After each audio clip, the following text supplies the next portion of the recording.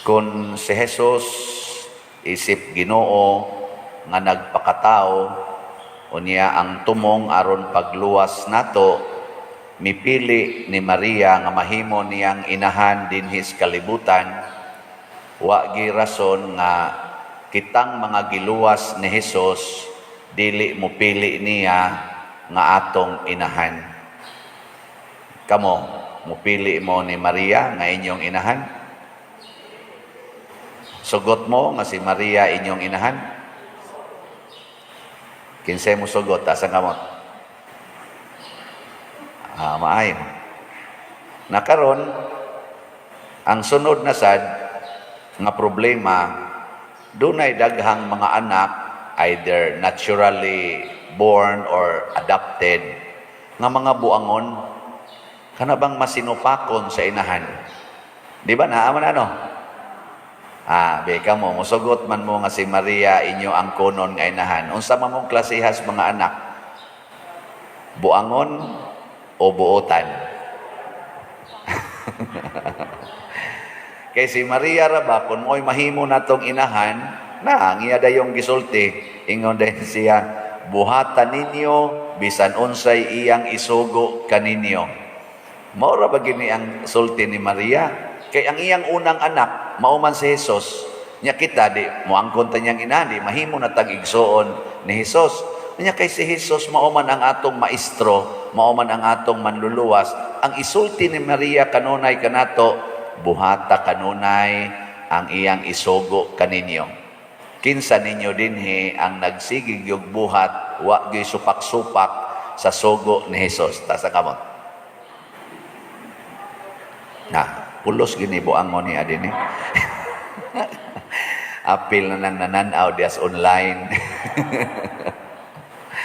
O na dinhi sa atong unang pagbasa gihulagway dinhi nga ang unang gibuhat sa Ginoo nga mga tawo nga mao si Adan ug si Eva, bisan pag naana sila gyud sa sabakan sa Ginoo, didto na gyud sila sa paraiso nga gihimos Ginoo para nila, way sakit, way kasakit, way kamatayon, way gutom adtong dapita. Nya naa pag yung Ginoo, magsigig bisita, magistoryahan na sila sa Ginoo. Pero nisupak pag yun. Ingon ana ginang tao kahuyang. Nya kinsay nakapasupak nila ang bitin. Hay man arong bitin din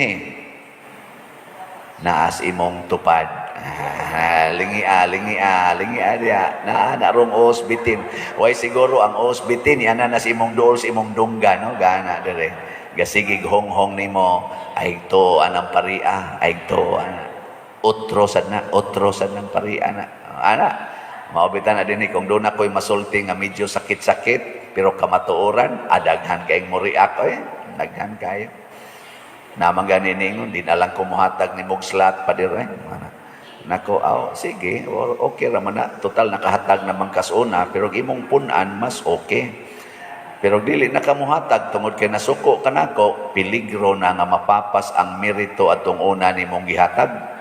Di naman sad mo takes og balik. Okay ra sad. Padong na sa to siyas bitin. Natintal tos bitin ka na mohonghong ba? Mabitan ng mga bana, honghongan man din as bitin. Ingon si Maria, ikaw bana, buhata ang tanan nga gisugo sa akong anak nimo ha. Ayaw gyud pag limbong aning inyong kaminyoon.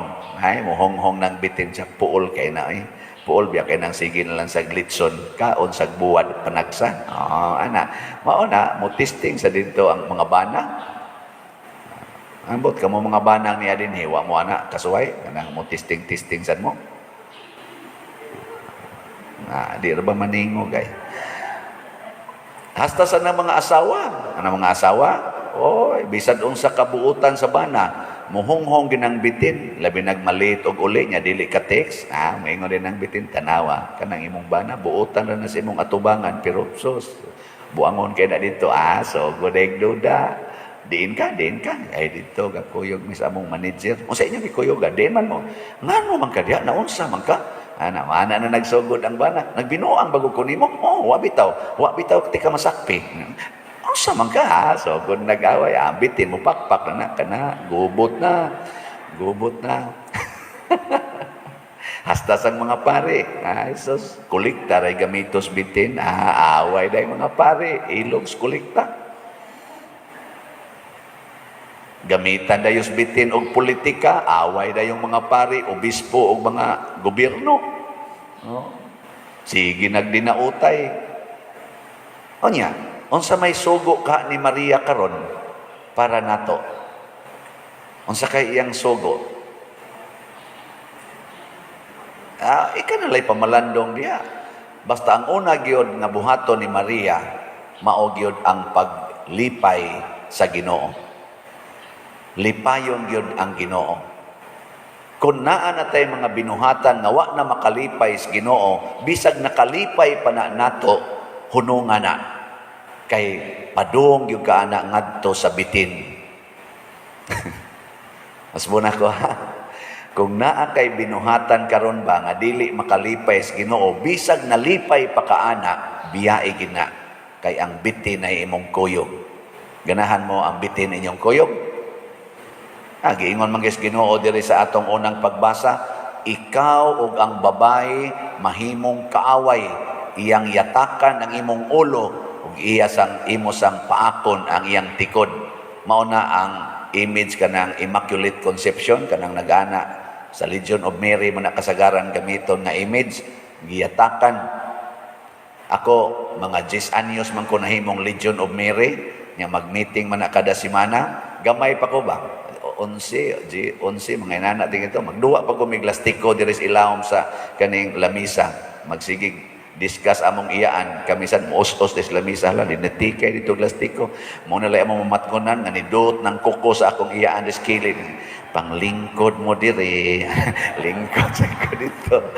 Pero ang ako yung maatrakan inig meeting na Muslegion, kana yung bitin nga giyatakan ba sa birhen ba? Giyatakan. Nya mo na akong paborito, katong nahimo na akong presidente sa Curia, sa Legion of Mary, mga 1992, before ko nisod seminaryo, mo na akong paboritong tema sa mga Legion of Mary. Naku kamo, mga sundao mo ni Maria. So daw may bitaw Brad. Anya, inyong giyatakan ang bitin o inyo nang gigakos-gakos ang bitin? Nya udoko-doko din na sila. Nako na mga naong sa mga bitin ay. Si Maria porting yatak sa bitin. Pero kita usahay, porti na tong makagaws-gaws sa bitin. Porti na tong kanabitang ato yung panggaon ang atong mga sala. Kay kana manggong sala mo nay venom mo nay iyang sana kala sa bitin ba. Nya maigo ganita ana, guba yung atong kinabuhi, patay yung atong kalag basta maigo ta nang sala. Ang sala mo ganay mo guba sa kinabuhi, mo patay sa atong kalag, mo na isigi ginag-atake sa bitin sa yawa ngan hinato. Mo na si Maria gipugan anya siyang tiil. Una ang simbahan, kay si Maria man ang inahan sa simbahan, the church remains holy and intact. Bahala ang mga Santo Papa bakaha or mga obispo o kaming mga pare, nangayabag naming tanan, nigakos-gakos na misbitin. The church continues to crush the head of the serpent because of Mama Mary.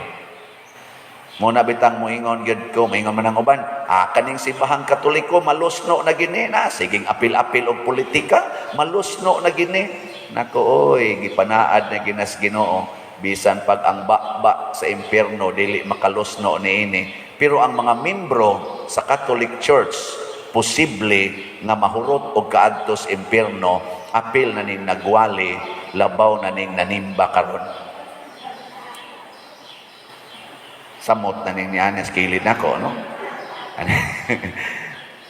Bitaw, pwede man tag maimpirno tang tanan, pero ang simbahan nga gitukod ni Kristo din ana maimpirno. Ngano man, tuan na mas langit sila si San Pedro, si San Pablo, part baya to sa church, di ba? Tulo man ni ka-level ang church, no?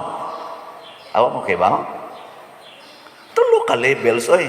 Naigitawag og the church triumphant, naasay the church suffering, kanang naas purgatory, og ang church militant, kaning ni apas kalibutan nga magsigi pagsimba, magsigi pagdupa-dupa og manguligta. O kana, maligyag slot, palit og slot. Mao ni ang church militant, nag-travel pa. Ana. Pero ang church dili ra ni kaning militant. So kani karong militant karon, pwede ra nig maimpirno ning tanan. Kung magpa-impirno kita, kung maminaw gitas bitin, makuha gitas bitin kitang tanan. Pero di na mahimo nga maguba pa ang simbahan kay naka-anchor na dito sa langit o gipanalipdan na sa mahal nga birhen. Pero sa tinud-anay sad, di kita mahurot og ka-impierno. Di gyud. Kay doon na baya gyud maminaw ni Maria. Dili tingali kay daghan, pero naa gyud maminaw. Ana naman ganitay venerable karon si Venerable Chupilo Kamomot. Na-declare naman siya nga venerable. Ang sunod nga step blessed na. Kung sa tawagan na, kanang blessed. Mabeatify ang sa tawagan na. Lagi, blessed lagi. Kana bang sunod ba sa sainthood ba? Hapit na. Ngunya, kanirong dinhing na naglektor, mga buutan na sila. Di mo na sila musunod sa bitin. Kaning nagwali, posible. Hawa na. Pwede na sana sila mga matay.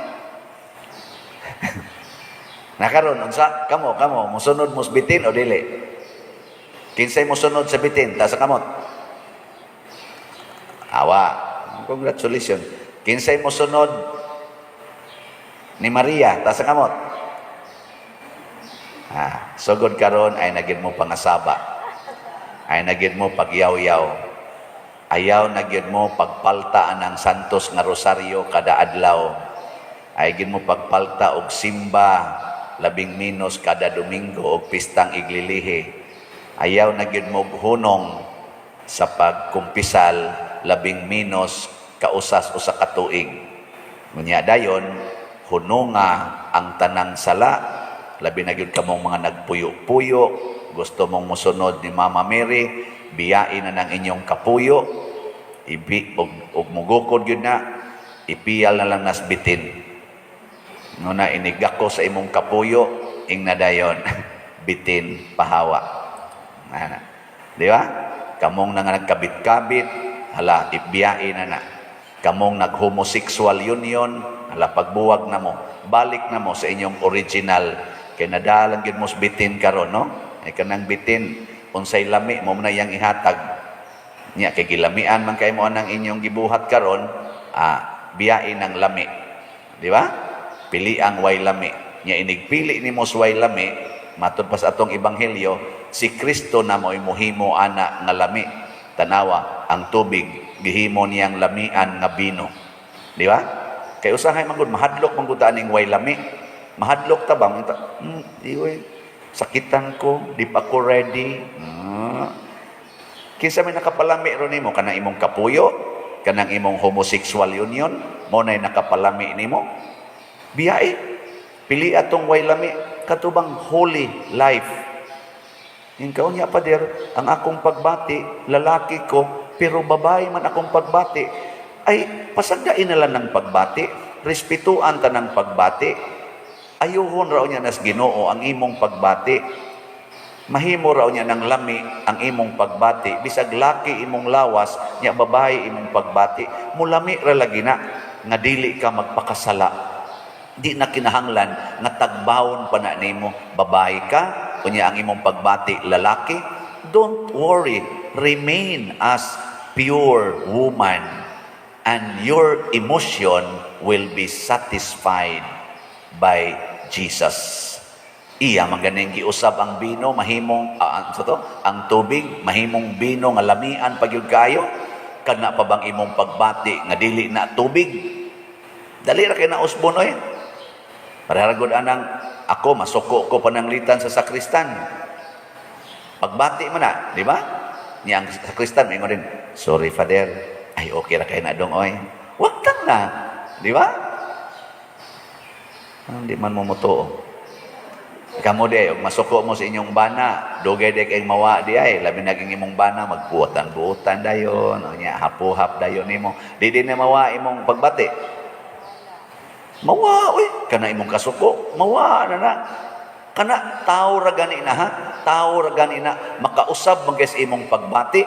How much more God who owns everything, gikan sa kinagamyang bahin sa imong lawas hangtod sa kinadak-an, gikan sa makita o dili makita, it is controlled by God and nothing is impossible with Him. Kana pa kay dili makausab ang imong pagbati, ay nalagpaningkamot nga usbon gina nimo imong lawas, himuon mamugos gyud ka nga ang imong laki nga lawas, himuon gid imong babae, nya ang imong babae nga lawas himuon gid imong laki. Don't dare do that. Mo end up ra gyud ka sa dryness. Usbon gani nato ang kabubuton sa Ginoo, supakon gani nato ang sugo ni Maria nga do whatever He tells you. Dryness ang atong bation, mahutdan tas bino, mahutdan tas kadasig, mahutdan tas kalipay o kalinaw. Di ba? Tutok na lang muna ako. Sige na, manindog na ta.